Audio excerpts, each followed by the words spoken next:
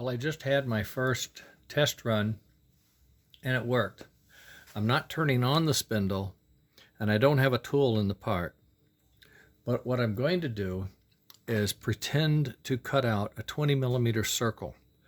Now it gets very close to this negative Y motion because I have about less than 35 millimeters of range of motion, and I'm doing a 20 millimeter circle, and I got the circle a little offset to the south. But I think we'll be okay. I'm going to try this again. I did it once and it worked, so I'm going to try it again. I'm going to let the video run and just let you see what goes on, if it makes sense. So the cutter would be coming down to the part, and the circles are now being made. So we're going in this direction. We're moving the part like this. If it was in here, the cutter is moving across the top.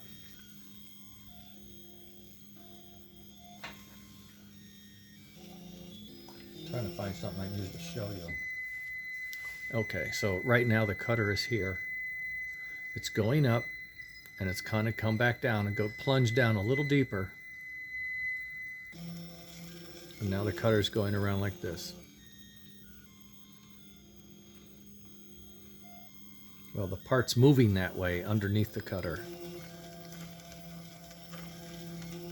If that makes sense. And then when it gets back to the home position,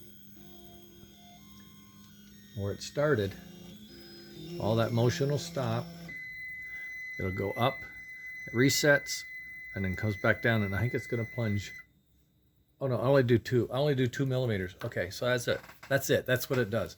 So the motion you saw, I know it's really crazy, isn't it?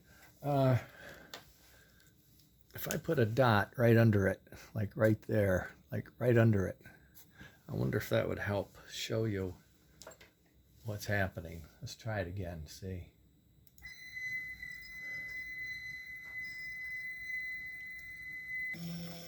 So he's coming down and he's cutting right on that point. And the part is being moved around. See how it's moving?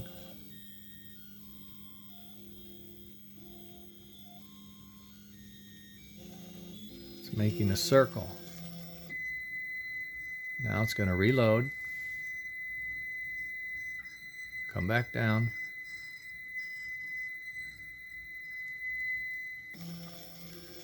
We're cutting again.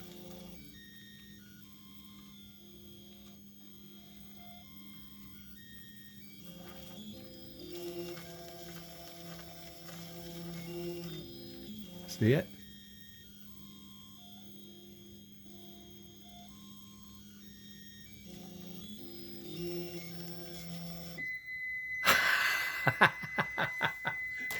That was better, I think. You got to see it. It was making a circle. My spot isn't a dead on center. It's actually off a lot, but you got the idea. The part would be centered, and it would move around, and the drill would be cutting. So it's a 3-axis mill, but the part's moving in 2, and the cutter height is doing the 3rd axis. Okay, now I think I'm going to load in this slot. It's easy for you to say, slot shape, and see if I can't do the same kind of motion. And if I can, then I might throw a drill bit in and just cut a couple millimeters to see how it looks. Check the dimensions and such as that. All right, so I'll get back to you. Okay, I've loaded the new code in, and I've made one pass. I cheated, but you can see a little bit of the shape on the wood. And making the second pass now. And if I hold my pin where the cutter is, try to, approximately, you'll see that it's going to be making a shape. It's coming back, it's coming over like this. Now it's going down the side. And it's going to stop.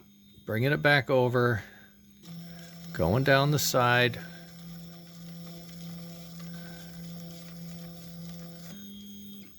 Now it's coming back over. These are inner cuts. That's what we're seeing. We seem like we're short of the part, and we are, because we're going to hollow it out from the inside. We're going deeper in the width and the height, like on the way out. We're making a very small slot, and then we enlarge it as we go out, circling outwards. Here, you see this final cut? We go all the way to the end.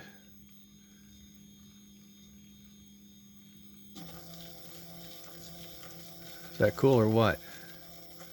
So that's a 10 by 20 slot. And I only gave it 2 layers deep, 2 millimeters at 1 millimeter a cut. There we go. Boom. And now the cutter goes up and stops. Oh, he's doing more. Oh, 5. I'm sorry, I made 5 on this one. Yeah, I'm giving it more exercise. Because this smaller part, I thought 5 would be good to see. While that's running, I'm going to show you the simulator over here.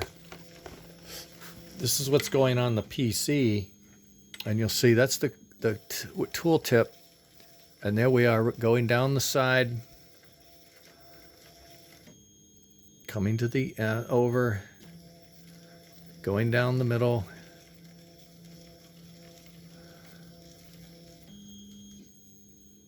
Going down the side, it's outlining the part. And while the simulator is doing that, where do I make that? I don't think I have a touch screen on this. Where's my mouse? There it is.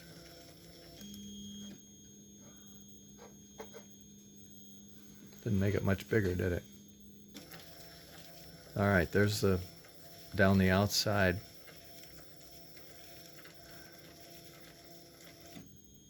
Come across. Down the front side. The bearings on the Z don't sound as good as they do on the Y. Oh, now see, he raises up to get his setting. And now he's going to plunge down. He knows he went up to a height, and when he comes down, he knows he's got to come down, whatever it is, +2 to get the next depth of cut. And I think if I turn this around, if I can, yeah, you can see where the cutter is. See that relative to the plane? That's the plane, and we're down at the 3rd level cutting now. If we were actually doing this. The drill bit comes down on its own axes. And all we're doing is outlining the slot with the X and Y.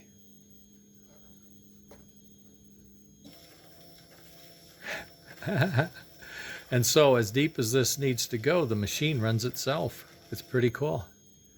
And you just sit here and wait for the tool bit to break. Or something like that.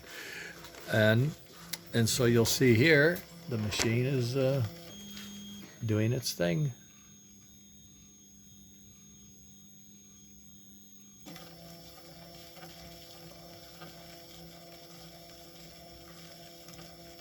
I think it's pretty marvelous myself. Finally got it. The magic secret. There was there's something called a DRO. They call it the controller state. And you have to, when you do your calibrations, you then jog to where you want the machine to start, and you set that to a 0 in this DRO. And that's the controller state. And then it references that center point to program on the part. And I'll show you while that's running. You can see this a little bit. You see this over here. This is the DRO code, or at least the indicators of where we are from its nominal position. Here's where I have the part. If the part was centered on the center, then this would be on center. This is sort of a quadrant of what you have in your space. And then this is the 0, 0 corner. And when I do 0, 0, 0, then that says that's this point. Now make the part. So as you can see, it's off just a little bit to the right. And that's where it's cutting. Well, I guess I put in 10. I put in 10 millimeters, so I'm coming down quite a bit more than I thought. That's okay. I wanted you to be able to see it. I knew it would be a short cut. And the tip of the yellow is there where the tool is. If you could see that. I didn't move the camera very good. There you go. Now you can see where the tip of the yellow is. That's the cutting part. They call this a visualizer. It's more or less a little simulator. Now it goes up, grabs the next data point. Looks like we're going to come down to 6 millimeters. And there it is, plunging down and cut. Takes off. Yeah. I don't know what time it is. It's 4:15. I could probably put something in there and do something and see if it breaks or not. That might be exciting. Okay, maybe I'll do that. All right, I'll set something up. Maybe we can cut some wood in a shape, and then you guys can see I wasn't lying. Yeah, I was close. I mean, I was on the edge a couple times I don't know if I got this or not. I think I do. Oh, I don't. And then finally I did. And good old Andy. He's very busy. He has a full-time job. I don't. So I'd send him a question, and he would send me the link of where the answer was. Amazing, just amazing. I go there. I watch the video about 4 times, sometimes 5, and take notes, and then it sinks in. Okay, I think I got it. And then I run back down here, and after I get permission. Now I'm noticing, if you see it there, a wobble in that axis. See as it goes? That coupler is off center. I'm thinking of what I may want to do is try to make a new one.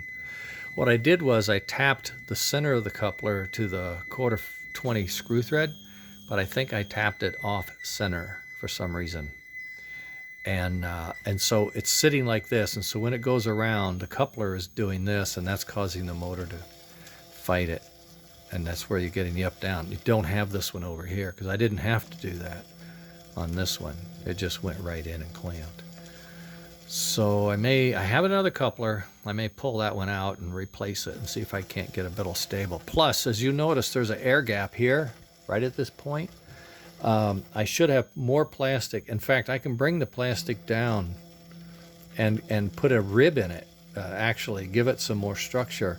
So this plate could be a lot stronger. There's no reason not to make it stronger. I could make these sides higher as long as I leave that open, right? Bring these sides up. Oh no, I got to put my thing in, right? Oh boy, well, okay, can't do that. But I could go down, put some strength going down. You know, I could probably bring it out both sides and put a little angle on it so it actually have strength this way as well.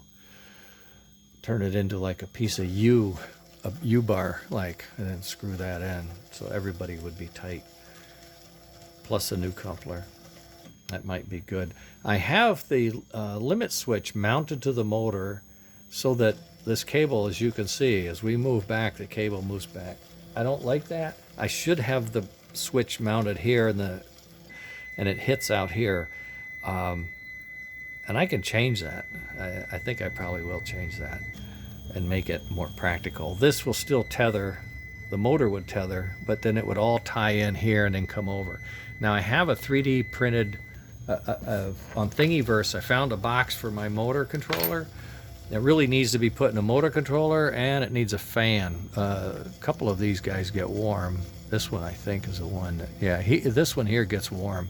So I would like to have a fan on that guy to keep him from overheating. But isn't that amazing? This is a Uno, which is like a $9 PC board. It's like a single board PC. This is what they call a shield. It's a pre-designed and printed out PC board with all of the sockets, slots, and routes, and runners, and things, and pins. And when you buy it, it's fully ready. All you have to do is populate it with the chips. These are axis motor controller, stepper motor controller chips, and then you wire it in with switches to these stepper motors, and then the signal goes through from the PC, from this program, from these instructions. It goes into the computer, into this wire, comes in here, goes to this little computer down here, and he translates that message into something, and then that goes to the motor at the time and for the period of time that it needs to turn, in which direction it runs the motors. So the motor controller board, stepper motor controller board, and this is the full motion control, the computer numerical control.